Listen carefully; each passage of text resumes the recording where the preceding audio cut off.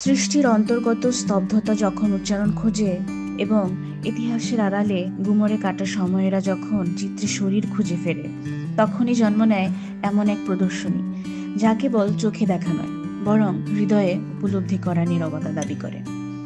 ক্রমশ শিরোনামে নির্মিত এই দৃশ্যশিল্পসমূহ সেই নীরবতা, সেই অনুচ্চারিত সময়, সেই দীর্ঘশ্বাসরূপী দর্শনের দ্যুতি।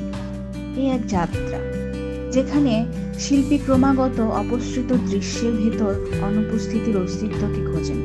মলিন দেয়াল, উপেক্ষিত মুখ, পরিত্যক্ত ঘর কিংবা নিঃসঙ্গ কাঠামো, সবকিছু যেন শিল্পীর চোখে হয়ে উঠেছে প্রামাণ্য দলিল, যেন এক ভাষাহীন দলিলপত্র যার প্রতিটি দাগ এক একটি শোকাবহ ইতিহাসের সাক্ষ্য।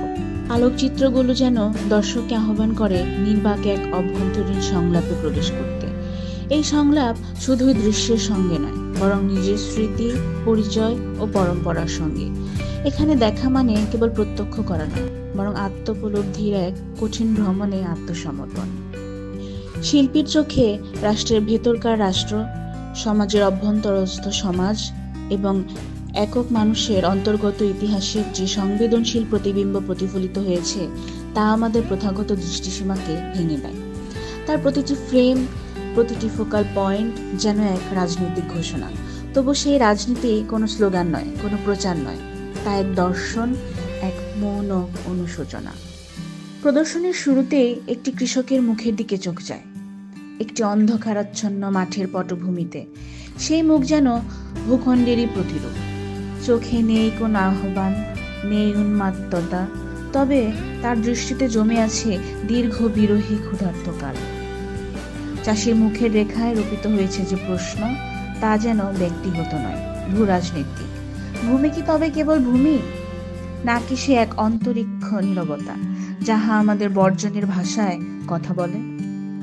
পরের ছবিতে এক কিশোরীর মুখ, তার চোখে কোনো বয়ঃসন্ধির স্বপ্ন নেই, নেই গ্রামীণ পল্লীর আদর্শিক অবলম্বন। তার চাহনি স্থির, প্রায় শূন্যতায় নিমগ্ন। এক গভীর অভিমান ও অনুপস্থিতির স্থায়িত্ব এই মুখে ফুটে ওঠে। একটি বিশেষ দৃশ্য, পতাকার ছিন্ন ভিন্ন অংশ পড়ে আছে মাঠে।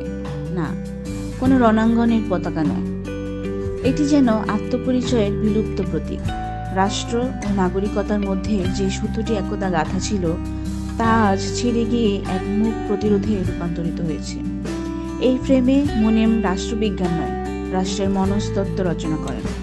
পতাকা পতিত নয়, সে বর্জিত, নির্বাসিত। তার লাল, সবুজ, সাদা কিংবা নীল কিছুই আর চিহ্ন মাত্র নয়। সবকিছুকে ছাপিয়ে এক তীব্র নিঃশব্দ আরতি যেন ছবি প্রেক্ষাপটে জেগে থাকে। এই প্রদর্শনীতে প্রতিটি ফ্রেম যেন এক একটি মৌন প্রত্নলিপি। এখানে মুখরতা নেই, চাঞ্চল্য নেই, আছে নিস্তব্ধতার গভীরতায় ডুবে থাকা সময়ের ক্ষয়চিত্র। যেন ইতিহাসের প্রান্তে দাঁড়িয়ে শিল্পী শুনছেন সময়ের ব্যাকুল আত্মস্বীকৃতি, যা রাষ্ট্র, সমাজ এবং ব্যক্তিগত স্মৃতি, এই ত্রৈমাত্রিক অনুশোচনার মিশ্রণ। ওয়াসিফের চিত্রভাষা মূলধারার চেনা নান্দনিকতাকে চ্যালেঞ্জ জানায়। তার ছবিতে নেই বাহুল্য, নেই অলংকারিকতা, বরং আছে নিবিড় গাম্ভীর্য, এক গভীর মানবিক আকুতি। আলো ও ছায়া তার চিত্রে সহবাস করে না, বরং একে অপরের বিপরীতে দাঁড়িয়ে এক অন্তর্ঘাতমূলক সংলাপে লিপ্ত হয়। এখানে প্রতিটি ছায়া হলো একটি প্রতিবাদ, যা বলে আমি আছি কারণ আলো নেই। প্রদর্শনী থেকে বেরিয়ে এলাম, কিন্তু কেবল আমি একা নই, বহুমাত্রিক আমি। ক্যামেরার ফ্রেম ভেদ করে মুনেম যেন চিত্রকরের দায় পালন করেন না।